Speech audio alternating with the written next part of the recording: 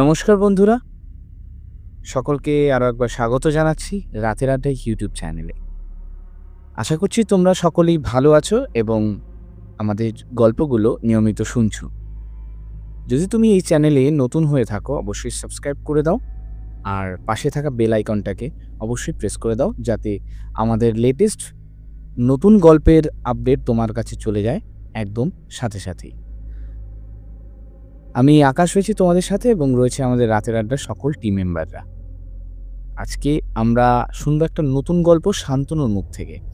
তার আগে তোমাদেরকে বলি যে তোমরা তো ভূতের গল্প অনেকেই শুনেছো, কিন্তু তোমরা কি এমন কোনো গল্প শুনেছো যেখানে একজন ব্রাহ্মণের মৃত্যুর পর সেই ব্রাহ্মণ তার মৃত্যুর প্রতিশোধ নিতে কতটা নৃশংস হতে পারে? বন্ধুরা, আজকে আমরা ঠিক সেরকমই একটা গল্প শুনবো। তো চলো আর বেশি দেরি না করে আজকের নতুন এপিসোড শুরু করা যাক। আর আরেকটা কথা বলি বন্ধুরা, যদি আমাদের ভিডিওগুলো ভালো লেগে থাকে অবশ্যই লাইক দিয়ে দাও, কারণ তোমাদের একটি লাইক আমাদের আরও নতুন নতুন গল্প বানাতে অনেক বেশি উৎসাহিত করে। শুরু হচ্ছে আজকের নতুন এপিসোড।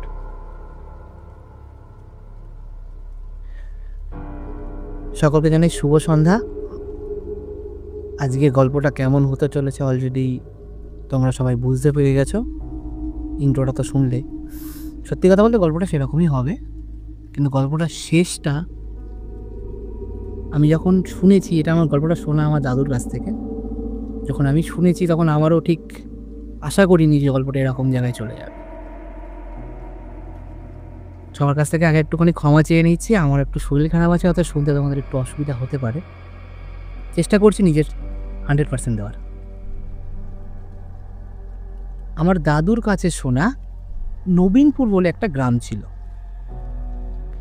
সেই গ্রামের গ্রামটা ভালো, বেশ ভালো জায়গা, খুব বড়, গ্রামটা খুব বড় গ্রাম। কিন্তু গ্রামের একটা জায়গা ছিল, যে জায়গাটাতে একটা রাস্তা ছিল। সেই রাস্তাটা না খুবই পরিমাণে নির্জন।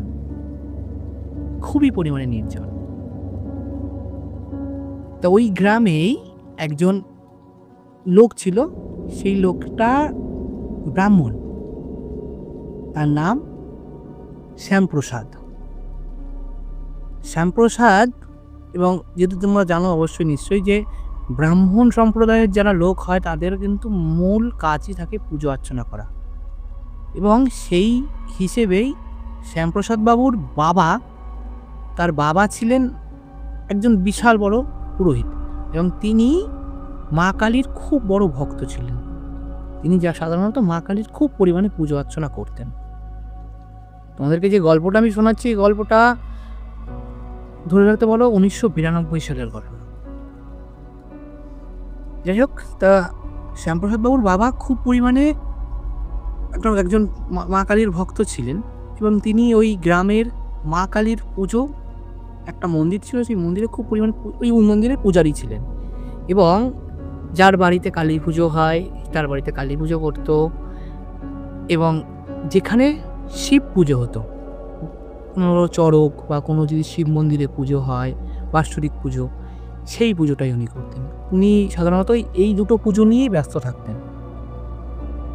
যথারীতি এই পরিবারটাতে না, যেহেতু ব্রাহ্মণদের এই রীতি রেওয়াজটাই আছে, তারা ঠাকুরের পুজো অর্চনাটাই তাদের মেন আয় উপার্জনের জায়গা। শ্যামপ্রসাদ বাবুরও সেই জিনিসটা তার মধ্যে ঢুকে যায়। তিনিও ওই তার বাবার সাথে সাথেই তিনিও ওই পৈতে নেয়, একটু বড় হওয়ার পরে তিনিও ওই মা কালীর পুজোটাই দিতেন। এবং সে টুকটাক অন্য পুজো করতো, কিন্তু মেন পুজো করতো মা কালীর।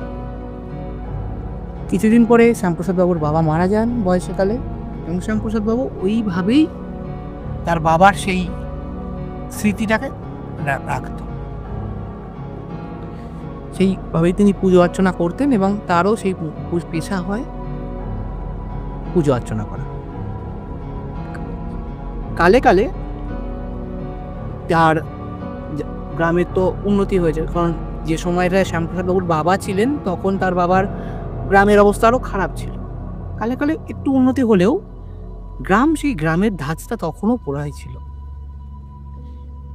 একদিন শ্যামপ্রসাদবাবু একটা বাড়িতে পুজো করতে যায়, কালী পুজো করতে যায়। কালী পুজো করতে গিয়ে ওখানে বেশ জমজমাট করে পুজো অর্চনা হয়। পুজো অর্চনা করে রাত্রিবেলা সেখানে পুজো দেয় এবং পুজো দিয়ে পরের দিন সকালে বাড়ি আসে। এবার ব্রাহ্মণের যে প্রাপ্য জিনিসগুলো হয়, সবাই জানো যে ঠাকুরের ঘটের গামছা, ভুজ্জি, কিছু কিছু জিনিস এরকম যেগুলো ব্রাহ্মণেরই প্রাপ্য হয়। এবার সেই সমস্ত জিনিসগুলি যতক্ষণ না পুজো শেষ না হবে ততক্ষণ সেগুলো ব্রাহ্মণের প্রাপ্য হয় না, পুজো শেষ হওয়ার পরে হয়। তা শ্যামপ্রসাদবাবু সেই দিন কী করেছিলেন যে ওই দিন রাত্রিবেলা উনি ভেবেছিলেন যে এই রাত্রিবেলা আমি নিয়ে যাবো না সব জিনিস, আমি কাল সকালে আসবো, কাল সকালে তোমাদের কাছ থেকে নিয়ে যাবো। এবং উনি সেইভাবে বলেই যে তোমরা গুছিয়ে রাখো, কাল সকালে এসে নিয়ে যাবো, সেই বলেই উনি চলে আসে বাড়িতে। বাড়ি আসার পরে তার ঠিক পরের দিন উনি আবার যায় সেইখানটাতে। সেখানে গিয়ে তিনি আর একটা জায়গার পুজোর সন্ধান পায়।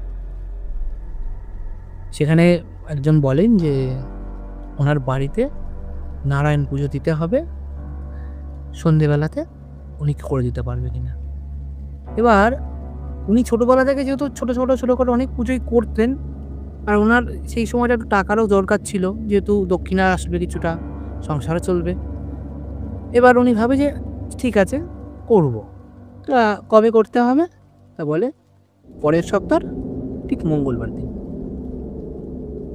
তাহলে ঠিক আছে হবে। এবার সেই সময়টা না, তোমরা সবাই জানো যে একটা এরকমও একটা মানে মানুষের মধ্যে না এতটাই অভাব ছিল যে লোকে মানুষকে হেল্প বা সাহায্যর থেকেও না মানে নিজের সংসারটা বাঁচানোর জন্য খুব পরিমাণে মরিয়া হয়ে উঠত, এবং যার ফলে লোকে অনেক দিকে অনেকভাবে চলে যেত। ওই গ্রামে ওই শ্যামপ্রসাদবাবুর সাথেও একটা এরকম ঘটনা ঘটে। শ্যামপ্রসাদবাবু সেই দিন রাত্রিবেলা সেই বাড়িতে যায়, এবং তোমাদেরকে শুরুতেই আমি একটা কথা বলেছিলাম যে ওই গ্রামে যাওয়ার জন্য একটাই রাস্তা ছিল। সেই রাস্তাটা খুব নির্জন রাস্তা, খুবই নির্জন জায়গা। আর শ্যামপ্রসাদবাবু কী করেছিলেন, ওই দিন সন্ধ্যাবেলা যখন ওনার সেই যার বাড়িতে পুজো, তার বাড়িতে যখন পুজো দিতে যায়, পুজো দেয়, আর গ্রাম্য এলাকা তো দেখবার সাধারণত 8টার পর থেকে না কেউ আর জেগে থাকে না, কারণ মেনলি লোকেরা চাষবাসের দিকেই থাকে, ভোর 4টের দিকে উঠতে হবে, 8টার মধ্যে সকল সময় মানুষ ঘুমিয়ে পড়তো। তো উনি সেই দিন রাত্রিবেলা 8টা বেজে গেছে, রাত 8টা বেজে গেছে, উনি বাড়ি আসছে। এবার নারায়ণ পুজো, নারায়ণ শিলা নিয়ে গেছিল পুজো দিতে, নারায়ণ শিলা নিয়েই আসছিল, এবং ওই দিন উনি ওনার যে সমস্ত প্রাপ্য জিনিস প্রণামী হিসেবে যা যা পেয়েছিলেন সমস্ত জিনিসই নিয়ে আসছিলেন। আর তখনকার দিনের সাইকেল কেউ দেখেছো এরকম যে সাইকেলটার সামনের দিকে একটা ছোট লাইট জ্বলে, এবং পিছন দিকটাতে একটা ছোট টারবাইন লাগানো থাকে, এবং মানে পিছন চাকা যত ফাস্ট ঘুরবে তত ওই লাইটের জ্যোতিটা বাড়বে, টারবাইনটা ঘুরবে চাকার সাথে কানেক্ট করা, ও তত বেশি ফাস্ট আলো হবে। শ্যামপ্রসাদবাবুর এরকম একটা সাইকেল ছিল। তো উনি ওই সাইকেল নিয়ে ওই যে নির্জন রাস্তাটা কেমন বলবো, রাস্তাটার বাঁ দিকে একটা বাওর, একটা বড় জায়গা জলাশয় রয়েছে, বিশাল বড়, আর ডান দিকে রয়েছে কি মাঠ, এবং ওর আশেপাশে কোথাও কোনো বাড়ি নেই। আর তখনকার দিনে তো গ্রাম্য এলাকায় তো ইলেকট্রিসিটির আশাই করো না, ছিলই না প্রবলেম। যথারীতি উনি যখন ওইরকমভাবে আসছিলেন, আস্তে আস্তেই হঠাৎ যেই উনি ওই যে জায়গাটা নির্জন জায়গাটা না অনেকটা লম্বা, আর ওই মাঝ বরাবর চলে এসছে, হঠাৎ এক অশ্বত্থ গাছের তলায় ওনাকে কিছু লোক দাঁড়,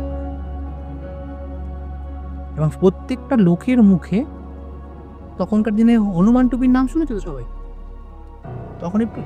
তখন একটু শীত শীত ভাব ছিল, এবার সবার মুখে হনুমান টুপি পরা, এবং তাদেরকে দেখতেও না একটু হাট্টা করতাম, ওনাকে দাঁড় করায়। এবার উনি না বাধ্য হয়ে, একা মানুষ কি করবে, দাঁড়িয়ে পড়ে। আর তোমাদেরকে এই গল্পটার মাঝখানে একটা কথা বলেছিলাম যে মানুষের অভাব মানুষকে কীভাবে কোথায় নিয়ে যায়, বাজে কাজেও নিয়ে যায়। তা উনি যখন এরকমভাবে দাঁড়িয়ে পড়ে, ওনাকে বলে, কে তুই? সবাই মুখে হনুমান টুপি পরে। ওনাকে বলছে, শ্যামপ্রসাদবাবু বলছে, তুই কে তুই? তা বলছে, তোমরা কারা? শ্যামপ্রসাদবাবু যখন জিজ্ঞাসা করছে, তা বলছে, আমরা কারা সেটা জানা দরকার, তোর ব্যাগে কি আছে বল। বলছে, আমার ব্যাগে ভগবান আছে। যেহেতু উনি নারায়ণ শিলা নিয়ে গেছিল, তো হচ্ছে আমার ব্যাগে ভগবান আছে এবং ভগবানের প্রসাদ আছে। তা বলছে, টাকা পয়সা কত পেয়েছিস? বুঝতে পেরেছি উনি ব্রাহ্মণ। তা বলছে, টাকা পয়সা কত পেয়েছিস? বলছে, যাই পাই না কেন, কেন কি দরকার? বলছে, যা পেয়েছিস দিয়ে যা, যা পেয়েছিস দিয়ে যা, নাহলে কিন্তু এখানে খালাস করে দেবো। এই কথাটা বলেই ওরা পিছন দিক থেকে একটা রামদা বের করে, একজন পিছন থেকে রামদা বের করে, এবং তার দেখা দেখি কেউ কেউ ওই দেখবা ওই ছোটো ছোটো মানে দায়ের মতোই ছোট রকম একটা এক ধরনের, ওটার নামটা ঠিক আমি ন্যাপলা, ঠিক এরকম লক্ষ্য কথায় নামও আছে ন্যাপলা। তো ওই রকম জিনিসগুলো না বের করে। উনি বুঝতে পারে যে ওনার সাথে কিছু একটা হবে, ওনার হয়তো জীবনহানি হতে পারে। তো উনি তারপরেও, যেহেতু ওনারও টাকা পয়সাটার খুব দরকার ছিল, উনি ভাবে যে না, এই টাকা চলে গেলে আমারও সমস্যা হবে।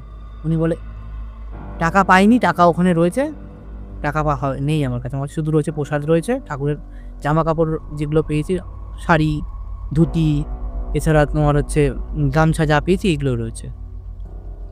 তা বলে যে, টাকা পাসনি বললেই হবে, বের কর। বলে ওনাকে সাইকেল থেকে সাইকেলের দিয়ে উনি দাঁড়িয়েছিল, ওনাকে ধাক্কা মেরে ফেলে দেয় এবং ব্যাগ হাতানো শুরু করে। আর একজন ওনার গলাতে ওই বড় রামদাটা ধরে রেখেছে।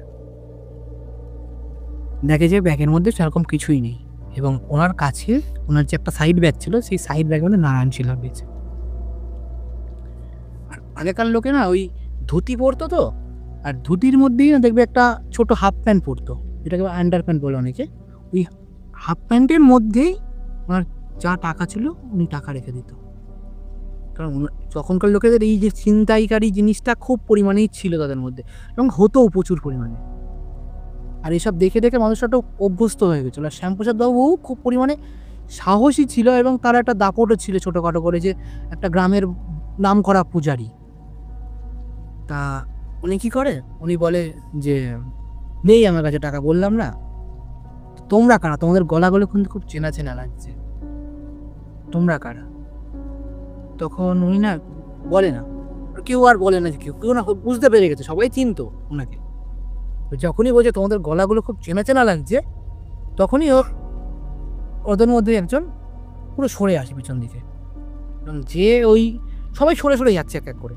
তো যে ওনার গলায় রামদাটা ধরেছিল, উনি কি করেছে, ওর মুখ হঠাৎ করে হাত বাড়িয়ে যে হনুমান টুপি যেটা, ওই টান দিয়েছে। যেই টান দিয়েছে, টান দেওয়ার সঙ্গে সঙ্গেই ওনার কাছে একটা ছোটো টর্চও ছিল। টর্চটা যে টান দিয়েছে, এ করলি, এখানেই মেরে দেবো, এখানেই মেরে দেবো, চেঁচামেচি করছে। উনি ওর টর্চটাও মেরেছে সঙ্গে সঙ্গে। দেখে ওনার গ্রামেরই খুব চেনা একজন মুখ, এবং তার একটা ইয়ং ছেলেই, কিন্তু তার বাবার সাথে, তার বাবা ওনার বন্ধু হয়। যখনই এটা বুঝতে পারে, এবার ওরা যে জ্ঞান ধরেছিল, এরা বুঝতে পারে যে এদের জ্ঞানটা না বোঝা মানে ফাঁস হয়ে গেল, একে যদি বাঁচিয়ে রাখি তাহলে আমাদের আর মান সম্মান থাকবে না, এবং আমাদের এই যে যা করছি পুরোপুরি ভণ্ড হয়ে যাবে। সঙ্গে সঙ্গে এই কথাটা দু চারজন আলোচনা করতে না করতেই, যে ছেলেটার মুখোশ খুলে নিয়েছিল, মানে হনুমান টুপিটা খুলে নিয়েছিল, সেই ছেলেটা এক কোপে শ্যামাপ্রসাদ বাবুর মুন্ডু আলাদা করে দেয়। শ্যামাপ্রসাদ বাবু ওখানেই মারা যায়। শ্যামাপ্রসাদ বাবু যে একটা ব্রাহ্মণ ছিলেন, যার হাতে বা কাছে ও যাই বলো না কেন ওটা নারায়ণ শিলা ছিল, সে পুজো করে আসছিল, উনি না ঠিক অবাক অনেক বাতামস কী করে মারা গেল কেউ বুঝতে পারলো না। এবং মেরে ফেলার পরে তাদের মধ্যে একটা অনুশোচনা বোধও নেই, এরকম বলতে পারো। তারা সঙ্গে সঙ্গে মেরে ফেলে দিয়ে ওনাকে সাইড করতে হবে। কিন্তু যে মেরেছে তার মনের মধ্যে একটা দাগ লাগে যে তিনি একজন ব্রাহ্মণ ছিলেন, তার কাছে নারায়ণশিলা ছিল এবং তাকে যে মেরে দেওয়া হলো এটা একটা বিশাল বড় বাজে জায়গায় চলে গেল।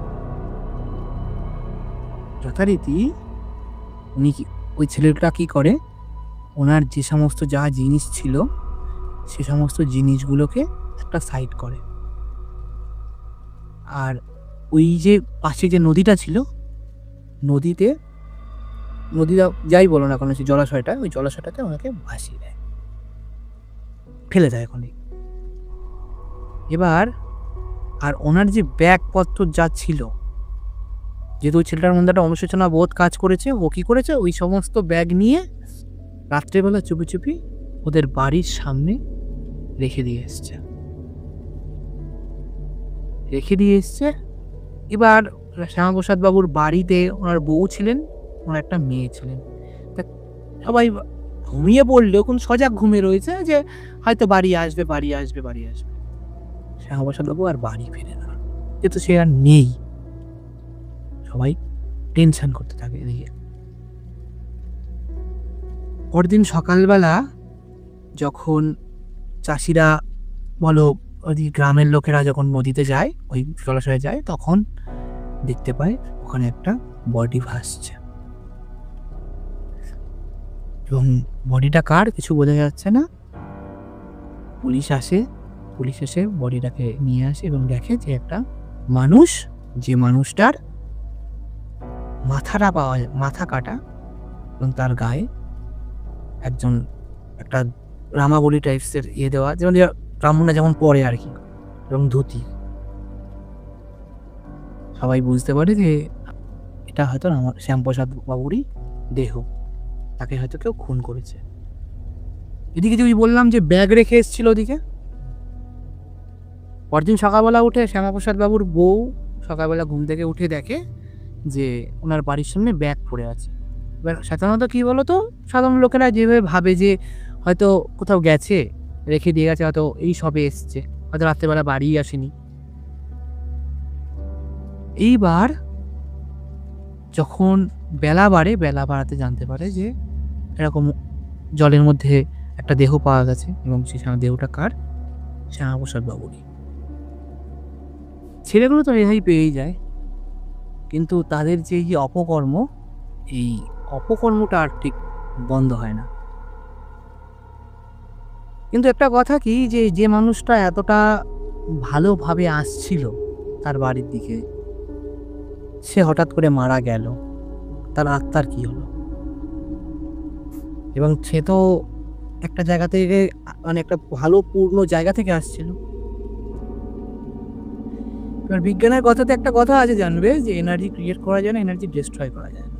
এবং পৌরাণিক মতে একটা কথাও আছে যে অপঘাতে মৃত্যু হলে আত্মার শান্তি নাকি হয় না। যেহেতু ওনাকে খুন করা হয়েছিল, সেম জিনিসটাই হয় ওনার সাথেও, ওনার আত্মার শান্তি হয় না। এবং যে অসত্য গাছের তলাতে ওনাকে মারা হয়, কালে কালে সেই জায়গাটাই হয়ে যায় এক অভিশপ্ত গাছে। যেহেতু একজন ব্রাহ্মণ ছিলেন তিনি, এবং তার এই যে ব্রাহ্মণের আত্মার শান্তি কামনা, সেটা কোনো মতেই হয়নি। কালে কালে ওই জায়গাটা একটু ভয়, গ্রামবাসীর মধ্যে তো ভয় তৈরি হয়, কিন্তু কোনো মতেই সেই ভয়টা না এককালে ঠিক হয়ে গেলেও আবার ঠিক হয় না। কারণ কি, কিছু সময় দেখা যায় যে ওই গ্রামের ওই জায়গাটাতে ওই গাছটা দাও দাও করে চলছে, সাধারণ ওয়েদারেই দাও দাও করে চলছে, খানিকক্ষণ পরে আবার লিবেও যায়। কিন্তু পরদিন সকালে উঠে দেখা যায় যে ওই গাছটা আবার নর্মাল, যেমনটা তেমনই পড়ে রয়েছে। ওই গাছটার আশেপাশে একটা বিশেষ আলোর জ্যোতি দেখতে পাওয়া যায়, কিন্তু গাছটা আবারও সেই নর্মাল। কিছুই গাছটাতে দিনের বেলা চেঞ্জেস দেখা যায় না, রাতের বেলার দিকে প্রচুর রকম পরিবর্তন ওর মধ্যে দেখা যায়। যথারীতি একদিন একটা জিনিস হয়, ওই যে গ্রুপটা ছিল, যে 5-6 জন মিলে জিনিসটা করতো, তারাও আস্তে আস্তে অনেকটা বড়োর দিকে যায় এবং তারাও ওই কাজটা ইনভলভ হলেও আশেপাশে অন্য কাজও করতো। এবার গ্রামের দিকে দেখবে মানুষ না, ওই আগেকার মানুষরা ওই গম ভাঙাতে যেত, গম পেশাই করার জন্য যেত। তা ওদের ওই গ্রুপের মধ্যে একটা ছেলে একদিন বিকেলবেলা গ্রামের এক গ্রাম থেকে আর এক গ্রামে যাচ্ছিল, এবং ওই রাস্তা দিয়েই যাচ্ছিল, যেতে গেলে ওই গ্রামে যেতে হবে, ওই রাস্তা দিয়ে যেতে হবে। তো ওই রাস্তাতে যেতে যেতে ওই যেখানে গম ভাঙায় সেখানে যায় বিকেলবেলার দিকে। বিকেলবেলার দিকে এবার যখনই ও গম ভাঙাতে যায়, দেখে প্রচুর লাইন, ওর সময় লেগে যায়। যখন বাড়ি ফেরার পথে আসে তখন অলরেডি 7টা বাজে, এবং 1-1.5 বছর কেটে গেলেও সেই সময়টাও সেই শীতকালই পড়ে যায়, যেহেতু শীতকালে সকাল সকাল সন্ধে হয়ে যায়, প্রায় 7টা বাজতে যায় সেই সময়টা। ছেলেটা যখন ওই জায়গা থেকে আসছিল, ওদের গ্রুপেরই সেই একটা ছেলে যখন আসছিল, তখন হঠাৎ দেখতে পায় ওই যে অশ্বত্থ গাছটার কথা বললাম, ওই অশ্বত্থ গাছটার সামনের দিকটাতে যেই এসছে, দেখছে যে পাশে কেউ যেন একটা ডাক দিল। এবার ও ছেলেটা একটু ভয় পেলেও, যেহেতু যার ভৌতিক ভাব আছে, সেই জন্য ও ভয় না পাওয়ার চেষ্টা করে এগিয়ে যেতে থাকে, এবং কে ডেকেছে না ডেকেছে পিছন দিক থেকে না তাকিয়ে এগিয়ে যায়। ওখান থেকে আর কিছুটা যেতে না যেতেই ও দেখতে পায় সামনের দিকে একটা কাঁচা গাছের ডাল পুরো রাস্তাটাকে আটকে রেখেছে। তো সেটা ভাবতে থাকে যে কি এমন জিনিসটা হলো, এখন তো কোনো বর্ষাকাল না, গাছটার ডালটা ভেঙে পড়ে রয়েছে। ও এর আগে ওর একটা ডাকের আওয়াজ পেয়েছিল, ও তারপরে ও জিনিসটাকে ঠিক তোয়াক্কা না করেই ও কি করে, ও ওই গাছটাকে পার করতে যায়। গাছ তো সরাতে হবে বা কিছু না কিছু ব্যবস্থা করতে হবে, ওর কাছে কিছুই নেই। ও কোনো রকমে সাইকেলটা ওখানে পার করতে যায়। যখনই গাছটা টপকে যাবে সাইকেলটা মাঝ বরাবর একটা গাছের ডাল ঢুকে যায়, এবং সেটা থেকে বের করতে পারছে না সাইকেলটা। ও আরও ভয় পেয়ে যাচ্ছে, এদিকে ভয় রয়েছে মনের মধ্যে, ওর ভয়টা আরও পরিমাণে ছাড়া দিতে থাকে। ও এদিকে সাইকেলটা পিছন দিকে ফিরে যখনই বের করতে যায়, কিছুক্ষণ পরে টানা হেঁচড়া করাতে বেরিয়েও যায়। বেরিয়ে সামনের দিকে যেই তাকায়, দেখে এক মূর্তি দাঁড়িয়ে, যার মুখ নেই, যার পরনে একটা সাদা পাজামা এবং পরনে একটা ধুতি, সাদা ধুতি, এবং তার মুখের উপর থেকে আগুন বেরোচ্ছে, মানে গলার মুখ তো নেই, গলা থেকে আগুন বেরোচ্ছে। ও ওইটা দেখে প্রচুর পরিমাণে ভয় পেয়ে যায়, কিন্তু ভয় পেয়েও যে ও বুঝতে পারে যে ওর সাথে আজকে কি হতে চলেছে। ওর মনে পড়ে যায় সেই সময়টায় যে ও এককালে এই জায়গাটায় কি করেছিল ওর দলবল নিয়ে। ও সেই জায়গাটায় যখনই আসে তখনই বলে যে কাকা আমাকে ছেড়ে দাও কাকা, আমি টাকার অভাবে করে ফেলেছি কাকা, আমি এই ভুল করব না। কিন্তু সেই মাথাহীন ব্যক্তিটা কোনো আওয়াজ করে না, সঙ্গে সঙ্গেই ওর দিকে ধেয়ে আসে এবং ওর গলাটা টিপে ধরে।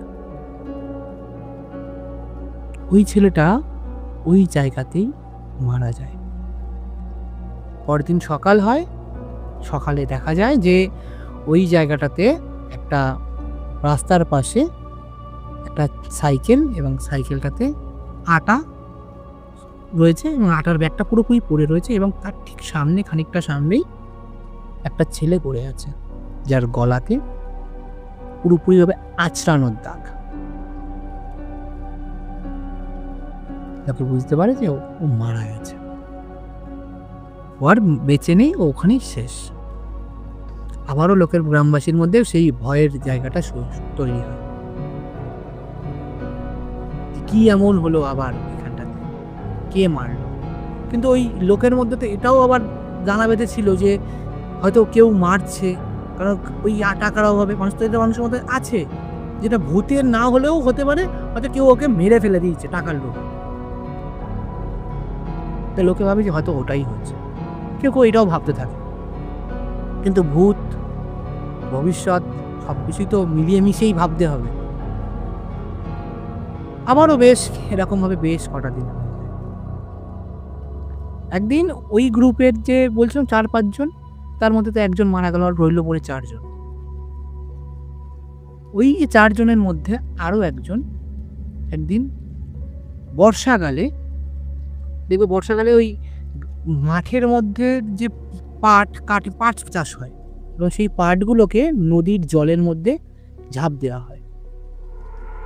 একদিন ওই যে 4টে ছেলে ছিল, ওই 4টে ছেলের মধ্যে একটা ছেলে ওই পাট ছাড়ানো, মানে পাট পচার পরে দেখবা পাট কাঠি থেকে পাট ছাড়াতে হয়, সেই পাট ছাড়ানোর কাজ ওখানে করত। একদিন দুপুরবেলাতে ও বাড়ি ও এই কাজটাই করতো, এদিকে রাত্রিবেলাতে সব হচ্ছেই, আবার এই কাজটাও করতো।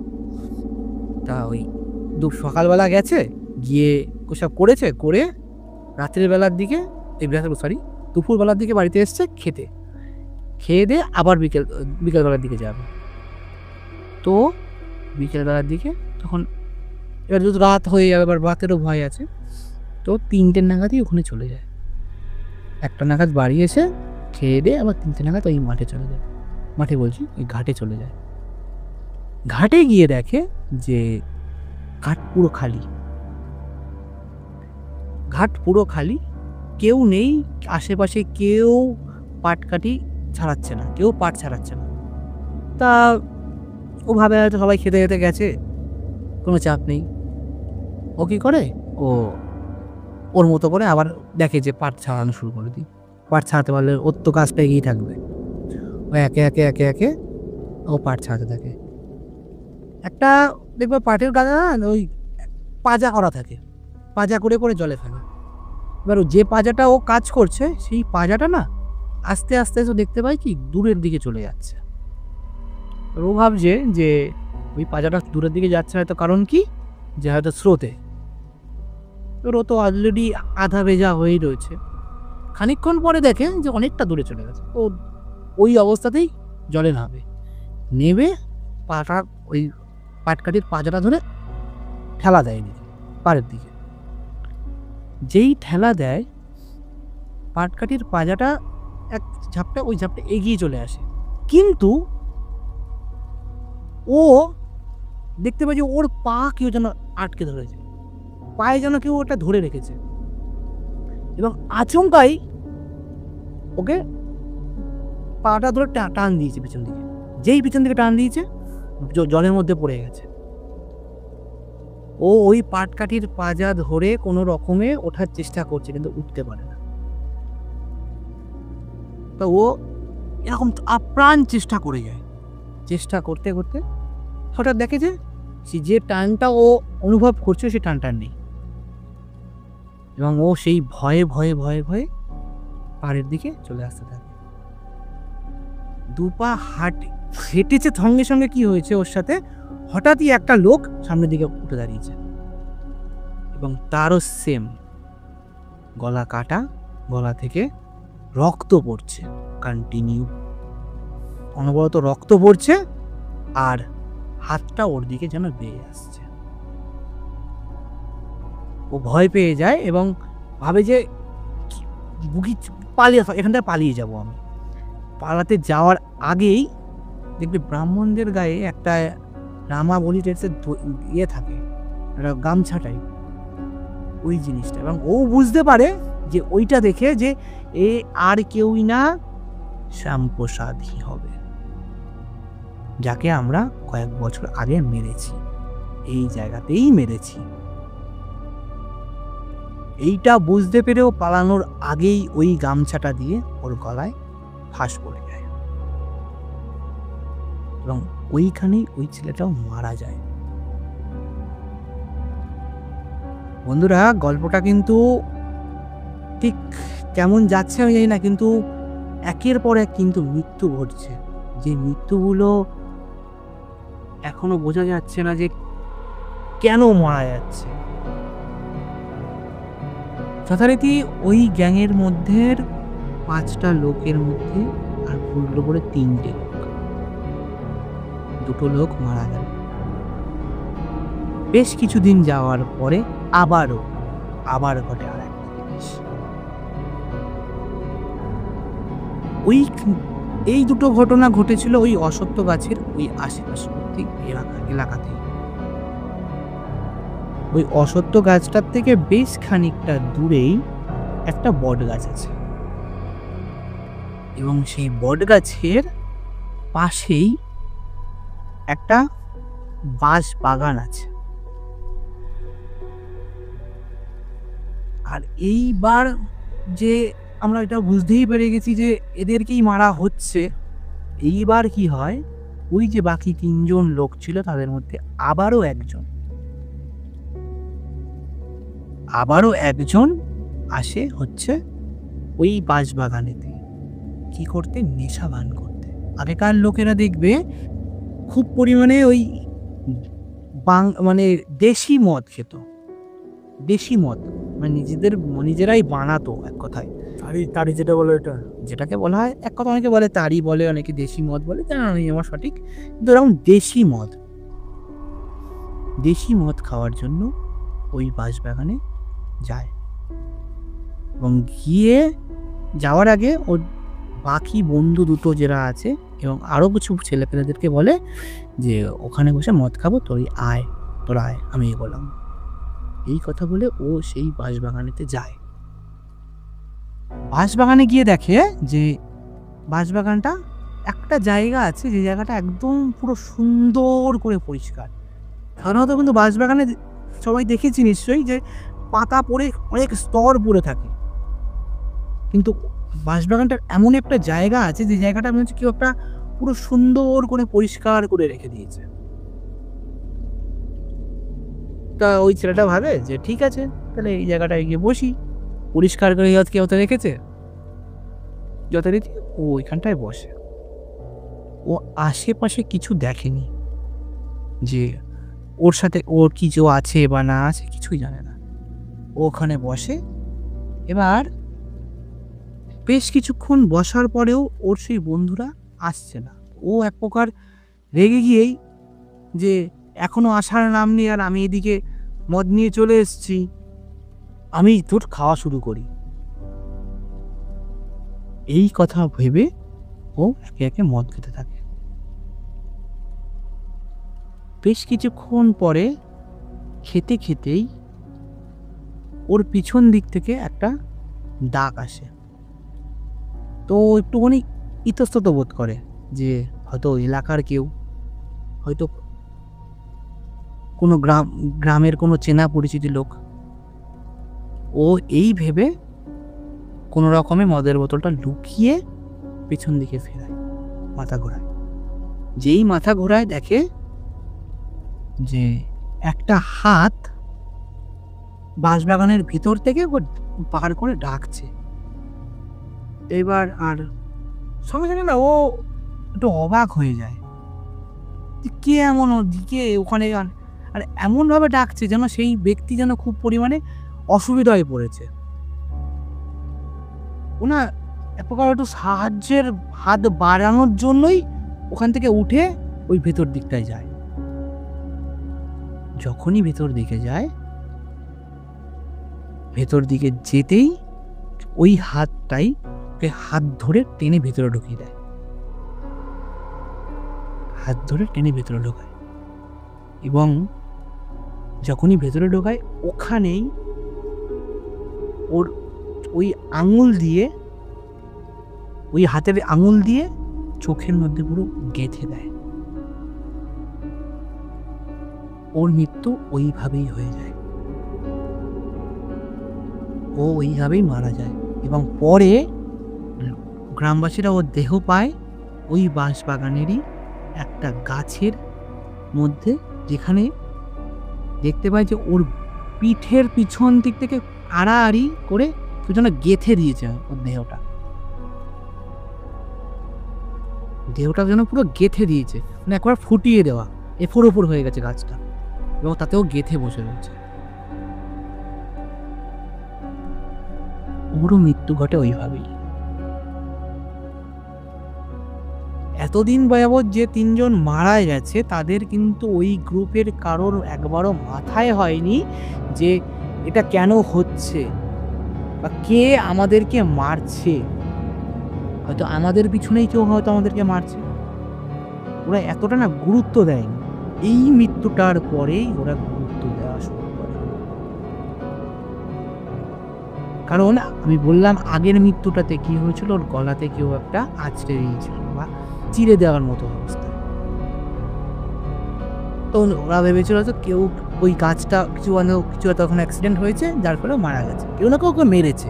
কিন্তু পরের ঘটনাটা যখন ঘটে, ভাবে যে ওখানে হয়তো নেশা ভান করে ভিতরে জলের মধ্যে গেছিল, ওখানে জল ডুবি হয়ে মারা যায়। দ্বিতীয় মৃত্যুটা হয় জলে ডুবে। ওরা কিন্তু প্রথম মৃত্যুটাকে সন্দেহজনকভাবে ভেবেও দ্বিতীয় মৃত্যুটাকে ভাবতে পারেনি। কারণ কি, দ্বিতীয় মৃত্যুটা জলে ডুবে মারা গেছে। কিন্তু তৃতীয় মৃত্যুটা ওদেরকে অনেক কিছু ইঙ্গিত দিয়ে দিয়েছে, যে একটা ছেলের চোখের মধ্যে আঙুল ঢুকে চোখ থেকে গল গল করে রক্ত পড়ছে, আর তাকে কেউ একটা বড় বাঁশ গাছের মধ্যে পুঁতে রেখেছে। এক প্রকার বাঁশ গাছের মাথাটা দিয়ে পুরো পোতা গেঁথে রয়েছে বাঁশ গাছের সাথে সেই ছেলেটি। ওদের ওই দুজন খুব পাখি যে দুজন, তারা খুব পরিমাণে ভয় পেয়ে যায়।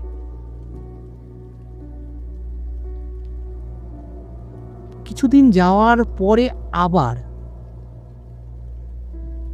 আরো একটা ঘটনা ঘটে, যে ঘটনাটা এক প্রকার একটা বিশাল টার্নিং পয়েন্ট হয়ে দাঁড়ায়। ওই যে বাকি যে দুটো ছেলে ছিল, আগেকার দিনে দেখবে ওই খুব পরিমাণে না রাত্রেবেলার দিকে মেলা বসতো, মেলা হতো খুব।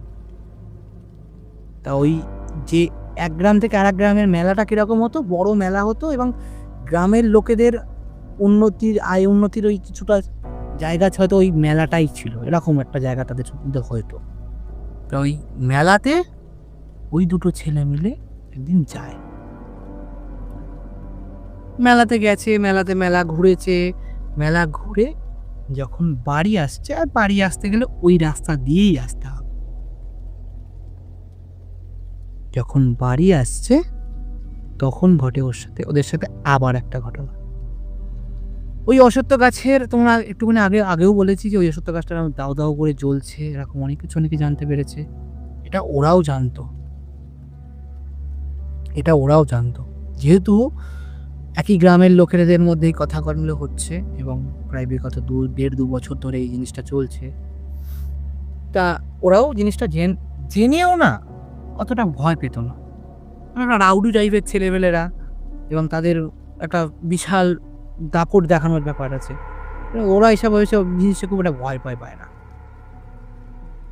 তো ওরা ওইখান থেকে আস্তে আস্তে বলছে যে ছেলেটার মুখোশ খুলে ফেলেছিল, ওই ছেলেটার নাম ছিল সত্যেন। আর ওর যে বন্ধুটা যে জীবিত ছিল, ওই বন্ধুটার নাম ছিল দিনু। আমাদের এই গল্পের এখনো পর্যন্ত যে এই দুটো লোকই জীবিত ছিল। তা যথারীতি ওরা যখন ওখান থেকে আসছিল, আস্তে আস্তে দিনু সত্যেনকে বলছে যে, ভাই মনে পড়ে শ্যামাপ্রসাদকে মেরেছিলাম এখানে? হয়তো গ্রামবাসীকে এইভাবে ভোগাচ্ছে, বুঝলি তো? ওকে যদি সেটা এখন পাই না, ও যদি আমাদের সামনে আসে, সব পারবে না। এরকম জোরে জোরে বলতে বলতে আসে। এই যে বলাটা, এটা হয়তো শুনলে মনে হতে পারে যে ওরা হয়তো ভয়ভীতি পায়নি, মনে হতে পারে। কিছু কিছু মানুষ নিজেদের ভয়টাকে না ঠিক এমনভাবে পোট্রে করে যে তারা ভয় পায়নি, সাহস দেখিয়ে। অ্যাকচুয়ালি ওরা ভয় পেয়েছিল বলেই ওই জন্য কথাটা বলছে সেই সময়।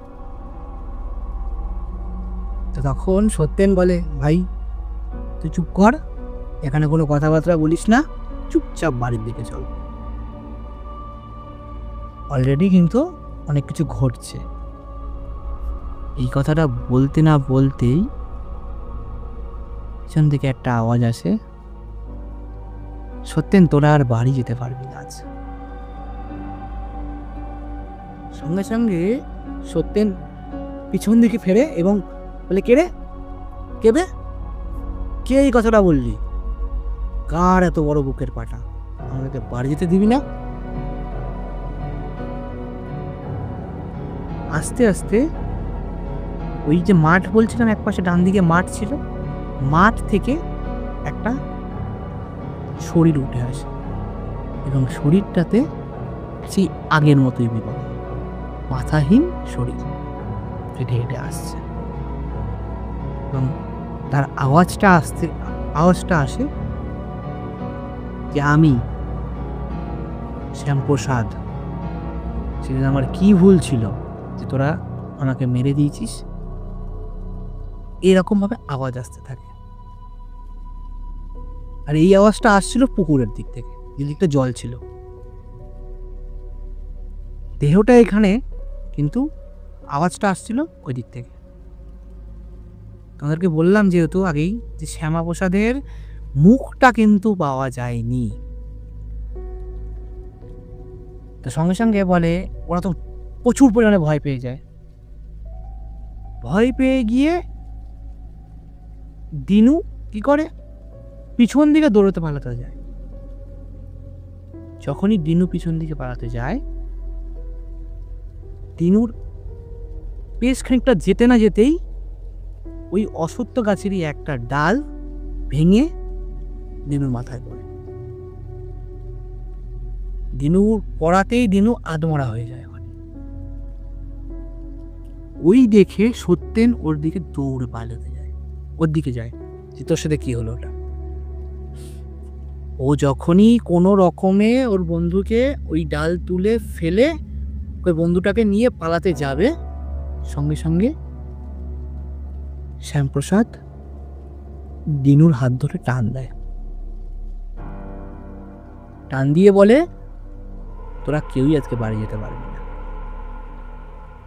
তোরা কেউই বাড়ি যেতে পারবি, তোদের জন্য আমার আত্মার শান্তি পায়নি। তোর বন্ধুকে এবং তোকে এখানেই মরতে হবে, আর আজকেই মরতে হবে বলে সঙ্গে সঙ্গে যেমনটা ভাবে আগের বার মেরেছিল, ঠিক আগের মৃত্যুটা যেমন ভাবে হয়েছিল, চোখের মধ্যে আঙুল ঢুকিয়ে দিয়ে, তেমনভাবে দিনুর চোখের মধ্যে আঙুল ঢুকিয়ে দেয় শ্যামপ্রসাদের সেই গলা কাটার দিবে ওটা। শ্যামপ্রসাদ আরো বলতে থাকে, দেখ তোর বন্ধুকে তোর সামনে কেমন করে মারছি, সত্যেন কেমন মজা লাগছে, চোখ মিলে দেখ, ভালো করে দেখ, এরপরে তোর পালা।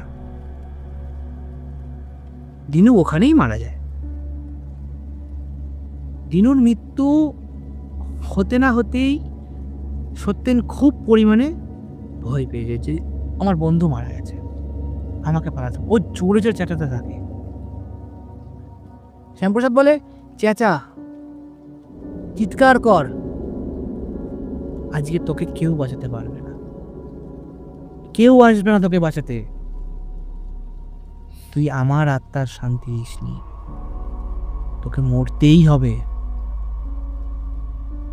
তখন সত্যেন বলে যে, কাকা আমাকে ছেড়ে দাও, আমি ভুল করে ফেলেছি মস্ত বড়, তোমাকে তো মেরেছিলাম আমি, তাহলে তুমি আমাকে মারতে পারতে, তুমি আমার বন্ধুদেরকে আগে ভালো মারলে, আমাকেই মারতে পারতে, এতগুলো লোককে তুমি মেরেছো, বাকি 4টে ছেলেকে তুমি মেরে ফেললে আজ। তো এই 4টে ছেলেকে না মেরে তুমি আমাকেই মারতে পারতে, তুমি কেন আমাকে না মেরে ওদেরকে মারলে? এই কথাটা শোনার সত্ত্বেও শ্যামপ্রসাদের কোনো উত্তর বেরোয় না। কিছুক্ষণ পরে শ্যামপ্রসাদ বলে, আমার মৃত্যু হওয়ার পিছনের শুধুমাত্র তুই একা দায়ী না, তোর বন্ধুরাও দায়ী ছিল।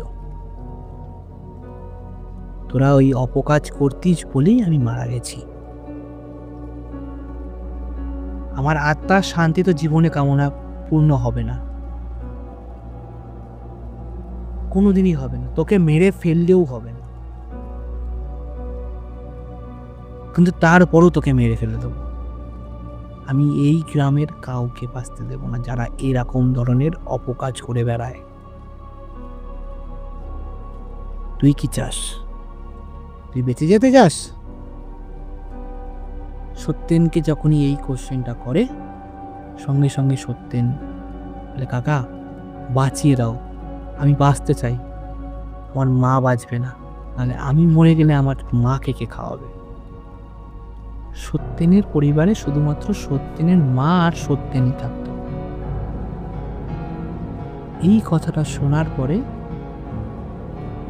শ্যামপ্রসাদ বলে, তোকে তাও কি হবে, তোকে বাঁচাবো না তো, তোর মা মরে যাবে, তোকে বাঁচতে দেবো না। এখন বলছে যে, কাকা তুমি আমাকে বাঁচতে দাও, নাহলে আমার মা মারা যাবে, আমার মায়ের মৃত্যু হলে আমি কি করে, মাকে খাওয়াবো পড়াবো কি করে? তুমি আমাকে বাঁচিয়ে দাও, আমি তোমার আত্মার শান্তি কামনার ব্যবস্থা করে দেবো, এবং তোমার পরিবারের দায়িত্ব এবং আমার মায়ের দায়িত্বটা আমাকে বহন করতে দাও, আমার পাপের প্রায়শ্চিত্ত করতে দাও।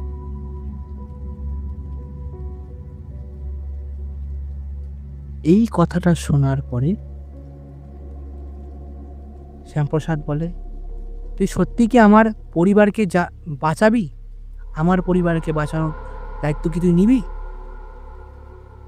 শ্যামপ্রসাদ বলে, হ্যাঁ। আর বলে, তুই কি আমার সত্যি আত্মার শান্তি কামনা করাবি? আমার আত্মাকে পরমাত্মার সাথে কি মিলন করে দিবি? বলে, হ্যাঁ। বলছে, তাহলেই তোকে আমি বাঁচাবো, তোকে ছেড়ে দেবো আজ।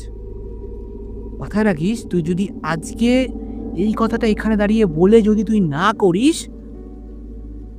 তাহলে কিন্তু তোকে মরতেই হবে, যেমন ভাবে তোর বাকি 4টে বন্ধুকে মেরেছি। এটা শোনার পরে সত্যেন বলে, হ্যাঁ আমি বাঁচাবো, সবাইকে বাঁচাবো। আরও একটা কথা বলে শ্যামপ্রসাদ, যে আরও একটা কথা শুনে রাখ, যে পথে তুই হেঁটেছিলি সেই পথের আর তুই যেতে পারবি না, এবং এই গ্রামের আর কাউকেই এই পথ থেকে, যদি কেউ থেকে থাকে তাদের সবাইকে এই পথ থেকে বের করে আনতে হবে তোকে, তবেই তোকে আমি আজকে ছাড়বো। এটা শোনার পরে সত্যেন বলে, আমি চেষ্টা করব সবাইকে এখান থেকে বের করার, কিন্তু আমি তোমাকে আজকে একটা কথা বলছি যে আমি আর এই কাজ করব না, আমি আমার মায়ের সাথে বাঁচতে চাই, এবং তোমার পরিবারের সমস্ত দায়িত্ব আমি নেব, এবং আমি তোমার বাড়ির পরিবারকে সবাইকে বলবো, এটাও বলে দেবো যে তুমি আমার হাতেই মারা গেছিলে। এটা শোনার পরে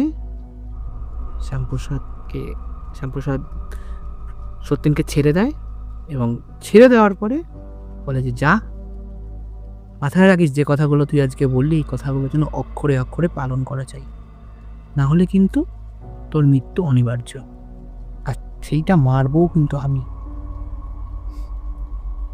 এবং পরে এই কথাগুলো শ্যামপ্রসাদের বাড়িতে গিয়ে সত্যেন স্বীকার করে এবং হাত জোর করে অনুরোধ করে যে এটা যেন কাউকে না বলতে, নাহলে পুলিশ কামারি হলে জিনিসটা তার জেল হয়ে যাবে, তার মাকে সে খাওয়াতে পড়াতে পারবে না। এটা শোনাতে সে বলে যে তার পরিবারও তখন এক প্রকার ভেঙে পড়েছিল, শ্যামপ্রসাদের পরিবার, কিন্তু বলে যে তোমাদের সমস্ত খাওয়ানো পড়ানোর দায়িত্ব আমি নিচ্ছি। এবং তারপর থেকে বলে আরও একটা জিনিস বলে যে শ্যামাপ্রসাদ কাকার সমস্ত যে আত্মার শান্তি কামনার যা খরচা হবে সমস্ত খরচা আমি দেবো এবং তার আত্মার শান্তি কামনা আমি করব। এবং তারপরে একজন আত্মার শান্তি না পাওয়া মানুষের বা যাই বলো না ভূতের সেই সত্যের আত্মার শান্তি কামনা করে এবং শ্রাদ্ধ শান্তি হক করে। এবং তারপর থেকে তাদের পরিবারের শ্যামাপ্রসাদ কাকার পরিবারের সমস্ত লোককে দায়িত্ব সে নেয় এবং তার মার সাথে সে জীবনযাপন করে। এক কথায় আজকে আমার গল্পটা এতটাই ছিল। গল্পটা কেমন লাগলো তোমরা অবশ্যই জানিও। শুভরাত্রি।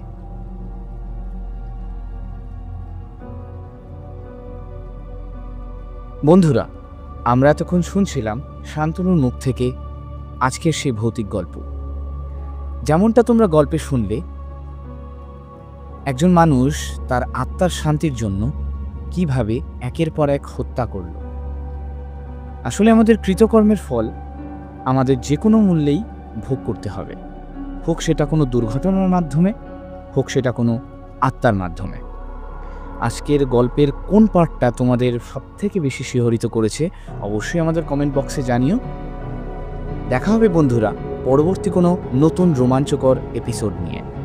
আজকের জন্য শুভরাত্রি।